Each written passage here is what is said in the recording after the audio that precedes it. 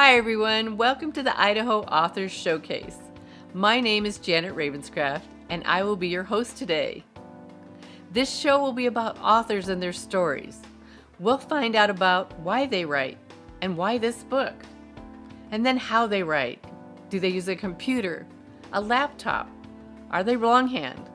Are they recording? When they write. Are they writing daily? Do they set a time? Maybe it's the middle of the night. And what they write. Is it fiction or nonfiction? Do they like romance or sci-fi? Motivational or is it scary? Thank you all for joining us today. Now get a cup of something, sit back, relax, and enjoy the show. Hi everyone, and welcome to the Idaho Authors Showcase, and I'm your host, Janet Ravenscraft. My author guest today is R.E.S. Tidmore. Welcome, Ruth, to the show. I'm so glad you're here. Thank you for having me. So, R.E.S. Tidmore, that's a pen name, correct? Because Yes. I know you as something else. So, what was your choice on that? What does that mean to you, and then why? I chose to go with a pen name when I started writing about 13 years ago. I think it's a decision that most writers have to come to some sort of terms with. It's my first name, my middle name, my married name, and then my maiden name. Which I cannot reveal. My husband wondered why I decided to go with the pen name. And I told him that there's a lot of crazy people out there and I didn't want them to be able to find me that easy. 13 years ago, you just never know. You're still young, dude. Yeah, and it's, you have to think about it because you just never know where your writing can go. And so sometimes it's, it's just a little extra precaution to be nice. The mystery's there. Nobody knows if I'm a female or a male when they first look at the book. So that's always like a benefit to be kind of anonymous. Now these are romances, most all of yours? Is that what your genre stays in that? Mm-hmm. Okay. I like to write in two different genres. Right now, my Awakener series is a paranormal romance. Paranormal romance encompasses everything that they won't allow into fiction, or I should say fantasy, because I didn't create my own world. And then I like to write in contemporary romance because it's easier to write. It's today. It's about what's going on in current times and stuff. So it's a little bit easier to get those manuscripts out faster than having to create abilities and special kind of unique The plots. the ones authors that can write and create their own worlds and all these characters and different languages. It's like, wow. I like to read them, but my mind just doesn't work like that. Yeah, I'm not that talented. That's not true. So did you always write? I mean, you said 13 years ago you started, but were you, as a young child, did you write your own stories? Have you always journaled? What's your process? Writing has been a journey for me. I actually went to school for psychology because people fascinated me. People asked why I chose psychology because I wanted to fix people. I was like, no, I just want to know what's wrong with me. And Good. so in college I started reading more, and I've always kind of written. In high school I would write like poetry or short stories and stuff when I was like in distress. High school is a very traumatic time in your life. But I never thought writing was an option for me because I had dyslexia and grammar and like punctuation and just like the whole idea of English was very challenging for me. I had to laugh when I was applying for universities and they asked if I had done a foreign language in high school. I was like, I can't even speak English. How am I supposed to like speak a foreign language, So that kind of made me laugh. But then I realized that I could tell really good stories and it didn't matter about the grammar and the editing. Bless the people that can and it's more natural for them. But it's just about finding a really good editor and finding content editors that can help you through things. But I love telling stories. I was a great liar as a kid. I always like to embellish stuff. Make things up, make your mom crazy. Well, your parents don't always tell you everything, so as a kid you fill in the gaps, and make your own stuff up. Added some more pizzazz to it, and ended me in the principal's office, and a lot of people praying for our family and not quite knowing why.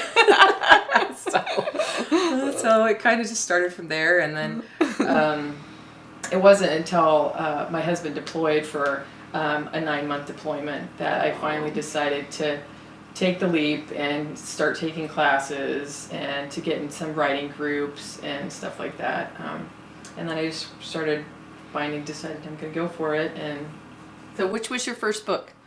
Awaken was actually probably nothing like the original manuscript because it was when I first got started.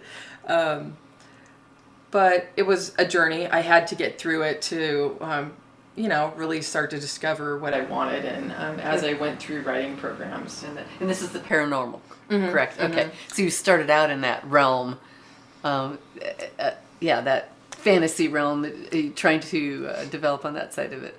Yeah, the premise for Awaken was I always felt like a really old soul. Like nothing is ever really new and exciting to me, and I've always had people tell me that my energy feels like an older energy, and I don't know, I just kind of thought about like reincarnation, and then I kind of started coming up with like my idea of souls, and maybe not so much heaven, but maybe there's just really old souls that are supposed to guide us, and then it kind of just snowballed went on from there. That's very creative though, on that side of it, and that is the beginning of a series. So you have more than one in this. Yes, this is book 1. Oblivion is book 2, and I'm almost done with book 3. Sorry guys, I've been working on getting that out. It's supposed to be out in February. So I'm a couple months behind schedule. But it's okay, it's still coming. Because of the wedding and stuff. So I'm hoping to have it out with finished first So draft. is this a trilogy, or is there more after in that series? I'll have the third one. I'll have one more book that kind of ties everything up and finishes it out, and then that'll be it. Yeah, you couldn't finish it in 3. It's 3 and 4 is good for me. I've read a few other series that I love, but they're like 8, 9 books. And when it's a saga, I just feel like, what else can happen to these poor characters, Like, just let them be free. So I like the series aspect instead of a saga, because this book is on the main character, Lily McMaster.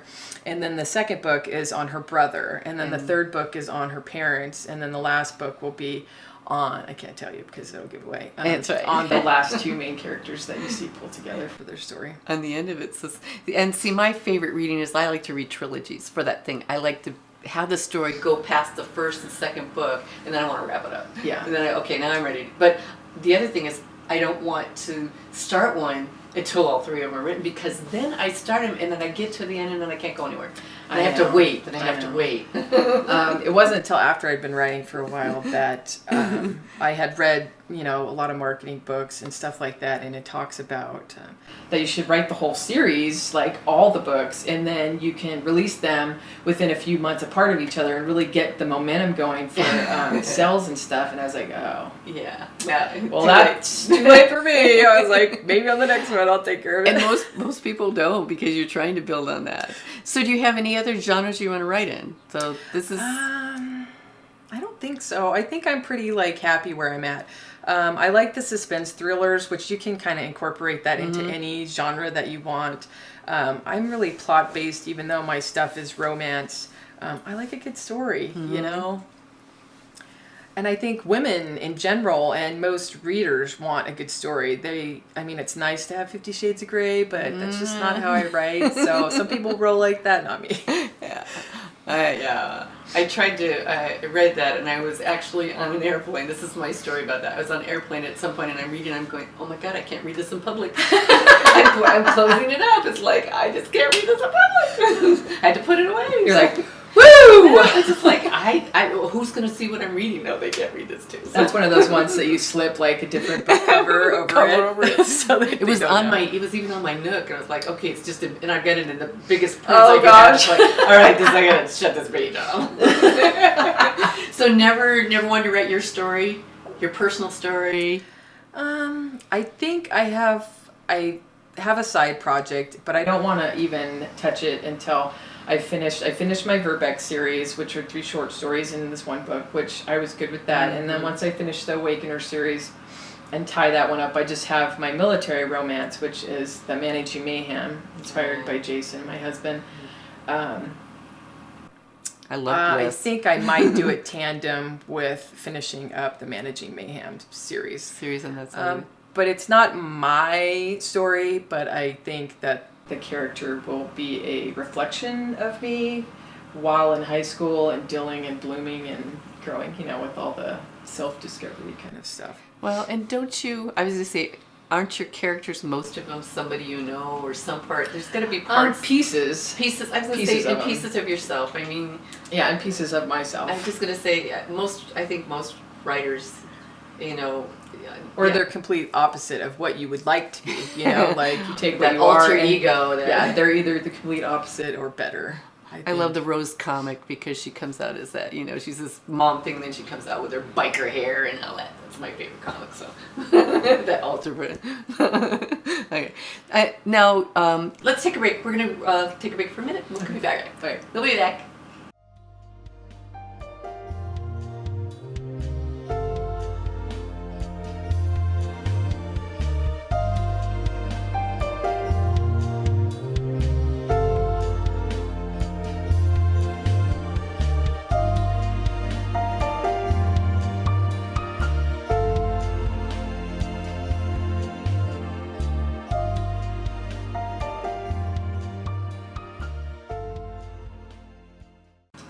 Welcome back to the Idaho Author Showcase, and my guest author is R.E.S. Tidmore. So Ruth, let's talk a little bit more. So aren't you also writing a children's book? I just finished one last month, and it's up on Amazon and for purchase through Creative Space. Yeah.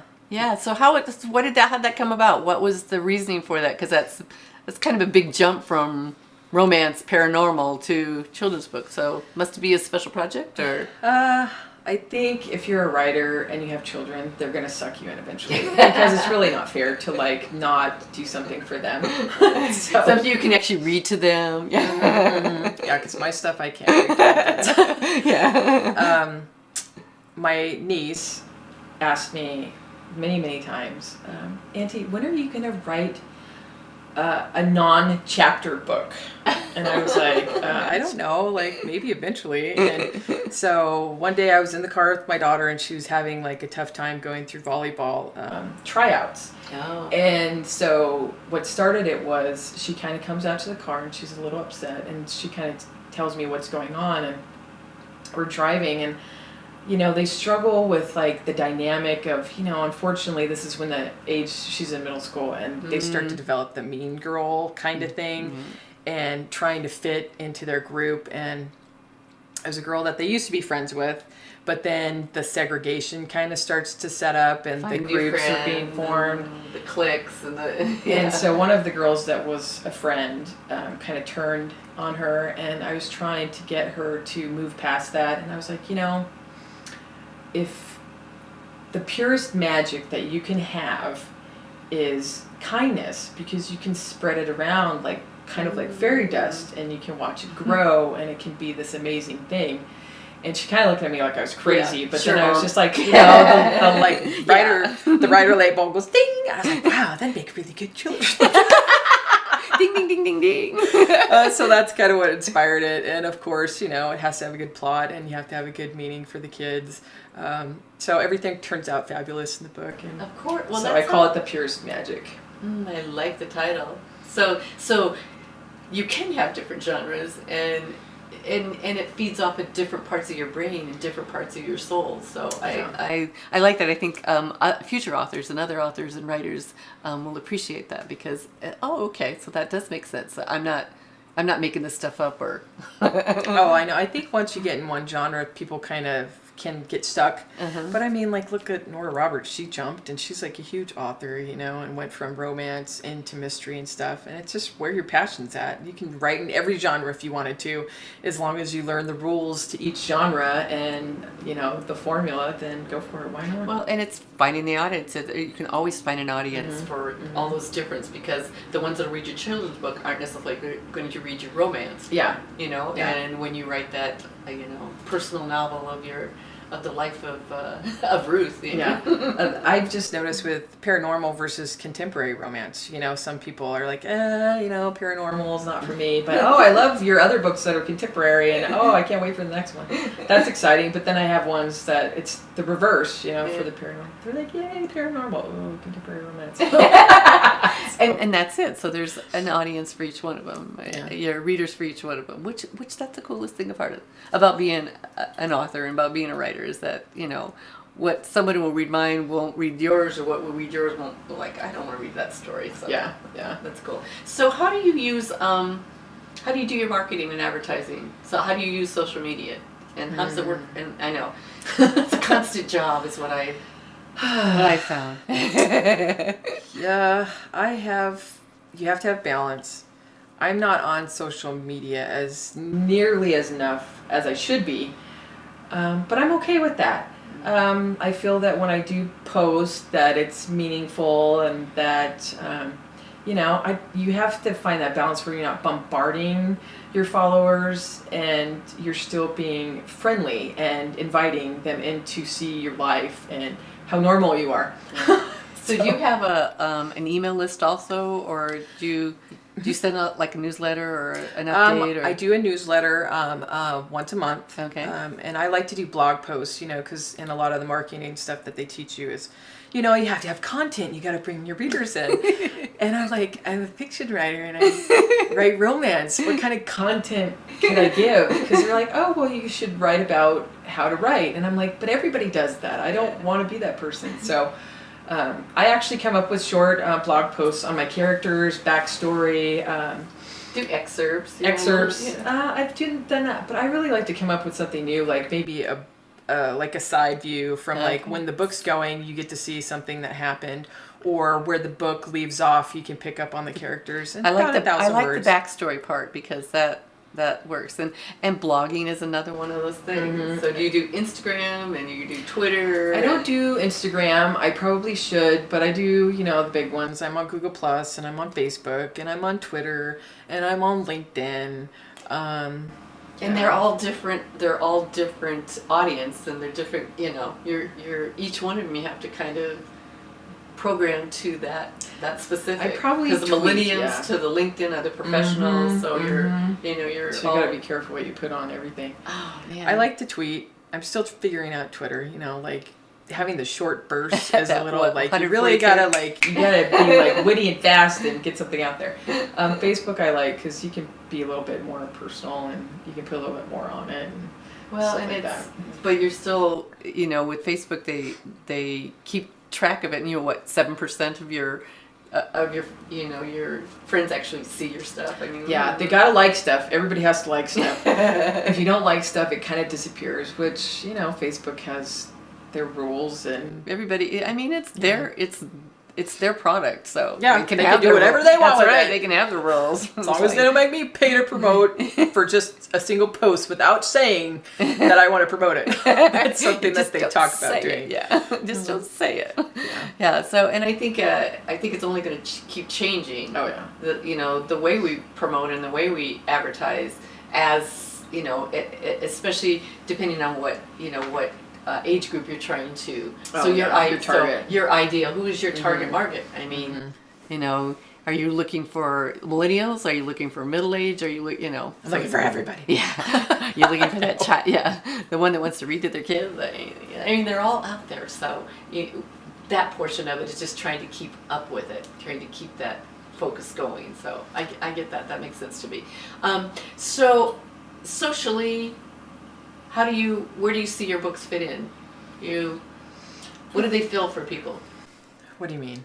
What are you trying? So your ideal. Who is your target client? What are you trying to share with them? Well, I think every story, you have some sort of premise, something that you want people to walk away after reading your book. You kind of have to. I would just say there was some moral. There's still some moral to the story. So, like every main character has to overcome stuff, and you want people to feel like they can relate to your characters, and that by the time they're done reading, they're like, wow, that feels like it could be me, or that would be amazing if that could be me, and some simple little things. I think part of it is escapism. That's what I read for, certain books. My personal development books are like, okay, I'm trying to learn something, I'm trying to figure out something, but my escapism are the ones that I want to get out of my reality. Oh yeah. And I think that's that's a lot of what I've read for years, just for the escape portion of it. So, I think there's, like I said, there's readers out there for all of that. So where do you see it going? I mean, you have, where do you see yourself in the next year? What do you have? You have your project. You said that one of them you're going to finish. Yes. What else do you want to do? I'm here, so that's a good thing for my you. Bucket list. I'm on public television. Last year was a push for me to do a lot of speaking and book signings, getting out there, really meeting different people in the community. And I've kind of made it up north because my husband's from Brigham, so I've kind of traveled to Lewiston and kind of down through Cascade and McCall, and I've done shows kind of everywhere. I haven't really done much in Boise, except for last week I got to go to Boise Tech Mall. the Boise Tech Mall and participate in that, which was amazing, to meet so many authors in one spot. I thought that it was a great opportunity for, for local authors.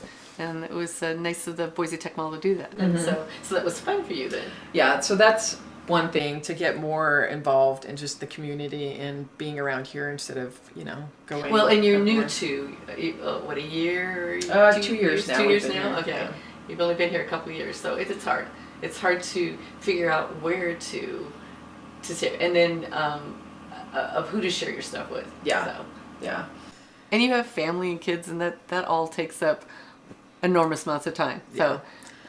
Yeah. Because you are still a mom, and that you still have that house to run, and then you have that family to take care of, and your husband just recently retired too, didn't he? So he's been retired for a year now, and God bless retired military. There is a state. I love them, and I will always support them. But my God, my husband really needs to go get a job. Okay, that's a good time. That's a good time to take a break. We'll be back.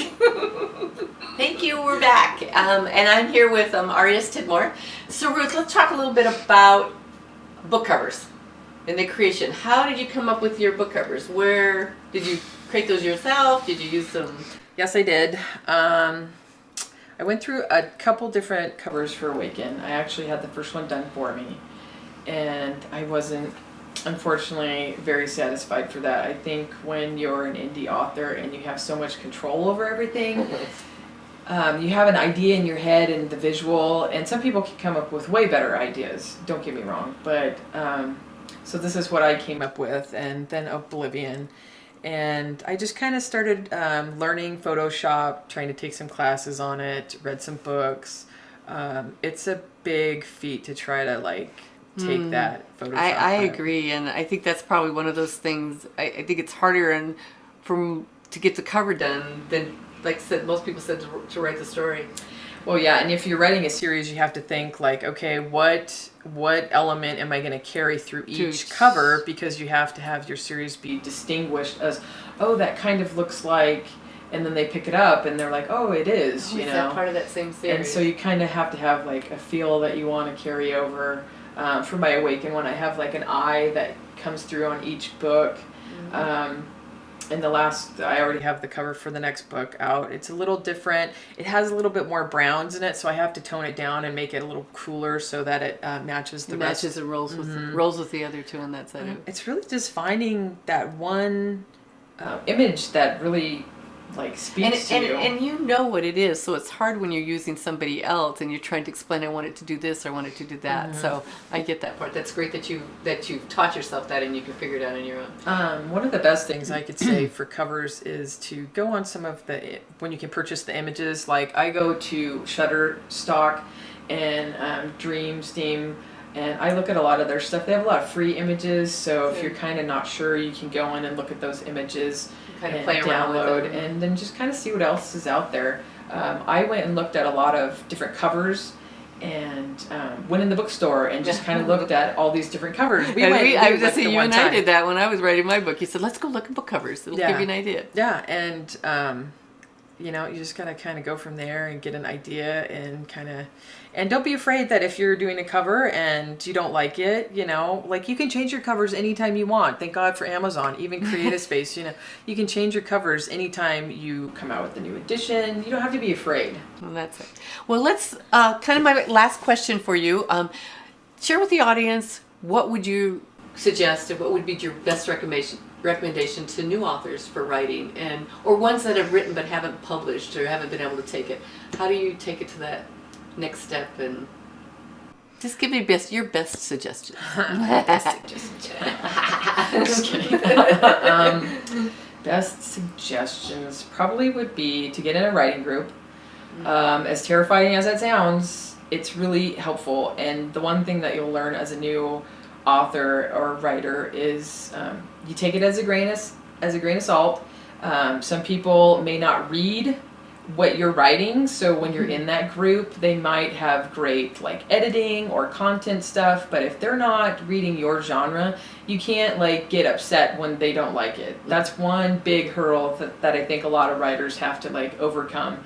And the second is, you know, don't be afraid to help other people. And don't be afraid to ask questions.